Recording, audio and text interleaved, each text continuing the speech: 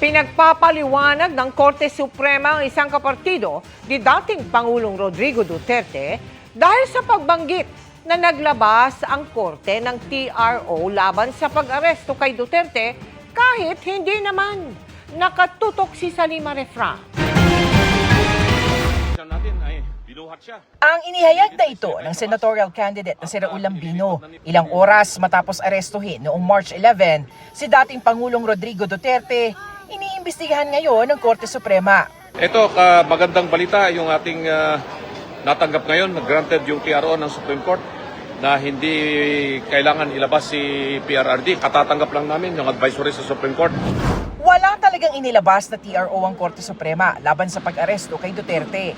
Kaya pinagpapaliwanag ng Korte si Lambino dahil sa kumalat na maling impormasyon. Motopropyo investigation o kusa nag-imbestiga ang Korte Suprema kaugnay ng pagkalat ng maling impormasyon nang arestuhin ang dating Pangulo. At sa en banc session dito sa Baguio, naglabas ang Korte Suprema ng show cause order laban kay Lambino. At may 10 araw siya para sagutin ito. The Supreme Court en banc during its session on April 2, 2025, ordered Attorney Raul Lambino to show cause why he should not face administrative sanctions for spreading false information. Attorney Lambino falsely claimed that the Supreme Court had issued a TRO against the arrest of former President Rodrigo Roa Duterte. This misinformation caused public confusion and misled the people about the Supreme Court's actions. Ayon kay Lambino, hindi pa niya natatanggap ang show cause order na kanyaan niyang sasagutin. Pero ngayon pa lang, nilinaw niyang wala siyang intensyong magpakalat ng peking balita at maling impormasyon.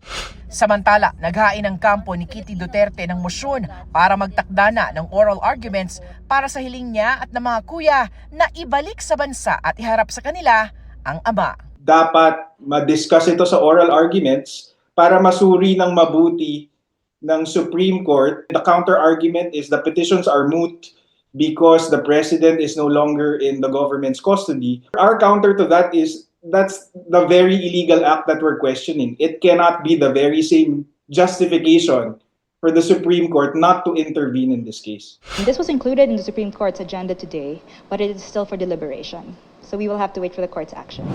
Para sa GMA Integrated News, Salima Refra, nakatutok 24 oras.